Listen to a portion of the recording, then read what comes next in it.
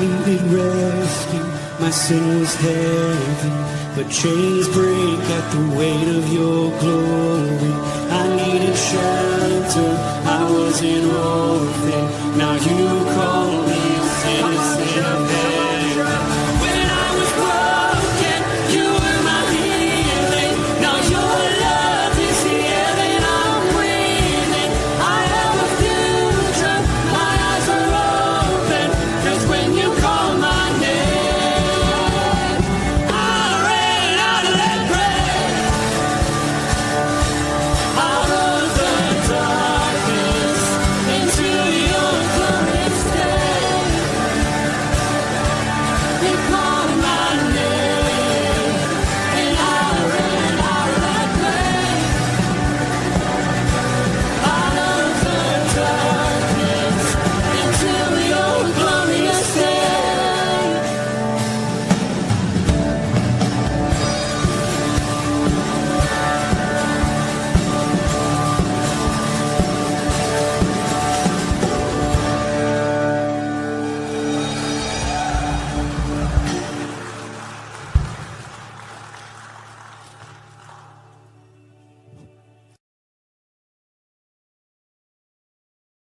Good morning, everybody. It's a beautiful morning here in Oxford, Michigan. Sun's out.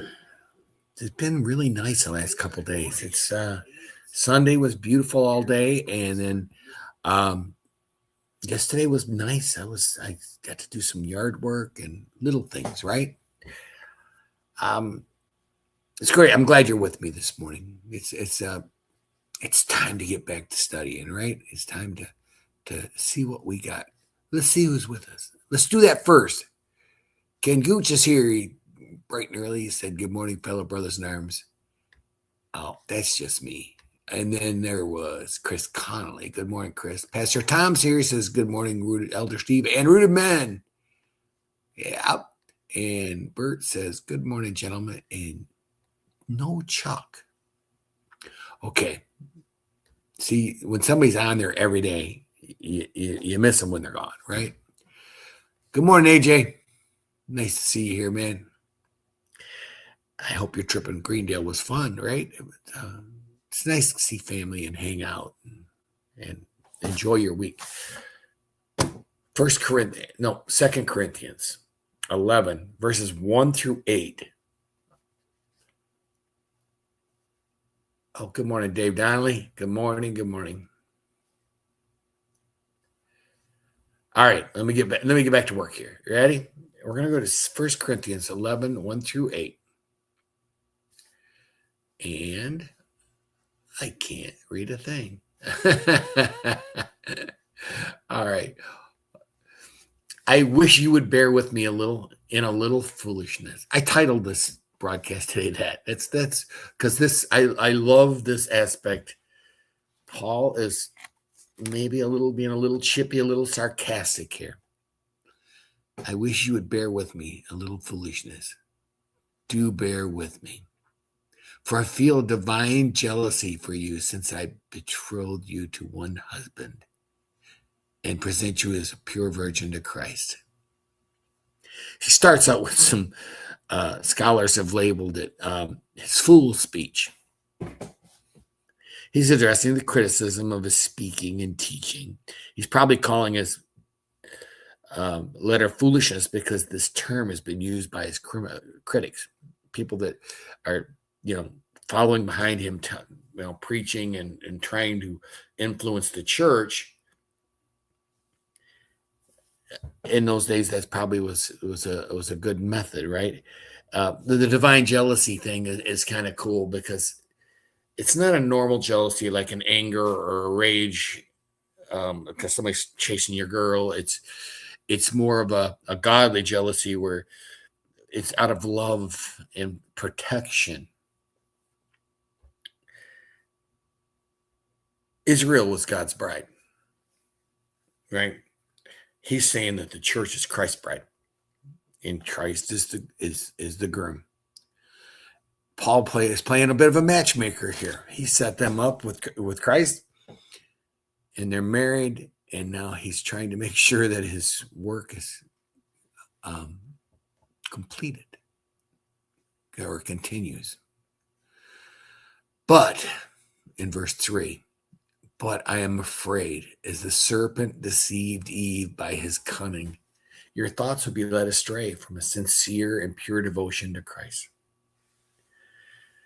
The danger of deception, as Paul mentions, the serpent, because the serpent is so key to everything. He offered something that was, he twisted the truth to the point where he offered something that was so exciting to human ears. He appealed to human desire for more wisdom, right? Paul was worried that this church will fall victim to the same type trap. He could see their thoughts were the target. He could see that the enemy was using their thought process as what he would attack. He used to just like the serpent did. They probably used words like, "Did God really say?" They probably said there was a better gospel.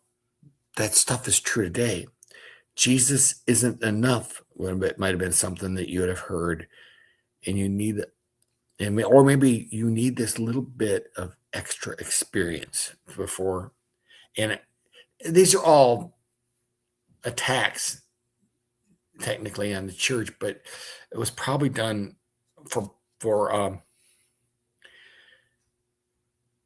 subtle change, right? I think the greatest danger isn't the rebellion; it's the gradual drifting away from devotion. We forget our true first love. I think I still love that phrase from Revelation. Let's go back on where was I? Okay. For someone comes and proclaims another Jesus than the one we proclaimed, or if you receive a different spirit from the one you received, or if you accept a different gospel from the one you accepted, you put up with it readily enough. He's telling them, right? He knows what they'll do. I mean, it's another Jesus. What would that look like? Another good one that's only a good teacher, or maybe one who never confronts sin. Jesus promised wealth. Did he really? Or Jesus shaped by the current culture? That's what we see today in our churches. We see churches accepting culture as and trying to mold the gospel around the culture that they want. And then he goes on to another spirit.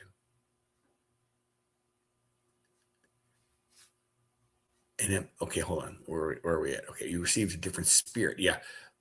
Or if you received a different spirit, or you received from the one you received, or if you accept a different gospel from the one you've already accepted. So he's really saying there's three ways that they're attacking his church. All three are dangerous. A different gospel, a different spirit. We all know that not all spirits are come from God. And then he moves on to verse 5.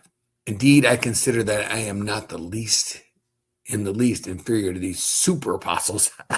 Picture apostle with a guy with a suit on it and a big A on his shirt and a cape. They were fast talkers. They were smooth. To me, I paint a picture of a televangelist, a guy that's got a good-looking guy with a great speaking tongue and a message that maybe is just a tick off. They say his speaking is weak, but not his knowledge. That's what he says, right? He reminds them he has told them before. None of this is a surprise to them. But their ears want to be tickled by something else, obviously. God's word doesn't need flashy presentation. So why are they so drawn to this? He questions whether he had made a mistake by coming to them, right? And I think this comes up in verse, let's go back to 5, just make sure I read it all. Indeed, I consider that I am not least inferior to these super apostles. Even if I am unskilled in speaking, I am not so in knowledge. Indeed, in every way we have made this plain to you in all things. I mean, there's a little bit of Paul in here that's maybe knows it a little not happy. Or did I commit a sin in humbling myself so that you might be exalted? Because I preached God's gospel to you free of charge. I robbed the other churches by accepting support from them in order to serve you. I'm going to stop there.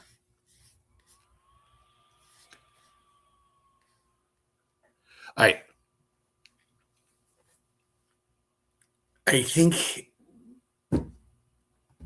he questions if he's made a mistake, right? He's really thinking now that by coming humbly and not asking them for money to support him, that they considered him less of an apostle, less of a teacher. Most teachers in that era were paid, right? But I think he's a little frustrated as well for allowing the other churches to support the mission. There's so much here that Paul is. What I do like is he kind of leaning a little bit sarcastic. And if anybody in the world can understand that, it'd be me. Sarcasm is sometimes a good defense mechanism. He's pointing out the obvious in how he has dealt with them. And yet he's talking as if it was maybe a mistake. So today, 2026, what do we take from this? What do we glean from these messages? We should stay away from teachers and other distractions that pull us away from our devotion to Christ. And I think that can be a key to these verses is they're smooth talkers and they're super speakers, but are they teaching us? Just as we should take every thought captive, we should also test every message, right? Not all teachers, books, or videos or spiritual experiences belong to Christ. So if you're listening to somebody online and he's preaching this message you've never heard before, there might be a reason. It might be wrong. It might not be truly scriptural.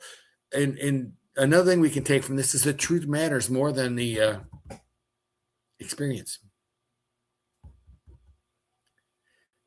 Sometimes the greatest threat to our faith, though, is not an outright rejection of Christ. That's not the greatest threat. The greatest threat is a something that subtly takes its place at the center of our devotion. Somehow we get pulled into a direction where we're following, instead of following Christ, we're following a pastor. We're following a message that isn't quite scriptural. That's the risk that he's really, really warning these people about. That's what I have for you today, guys. I hope it's okay. It says I have some new messages, so maybe I should look. Oh, thank you, Tom. All right. So I'm going to get out of here, and so the girls can talk, and I know how much they love to do that. Oh, crap. I didn't take every thought captive. Oh, well, forgive me. Have a firmly rooted day, gentlemen, and may someone see Jesus in you. Peace.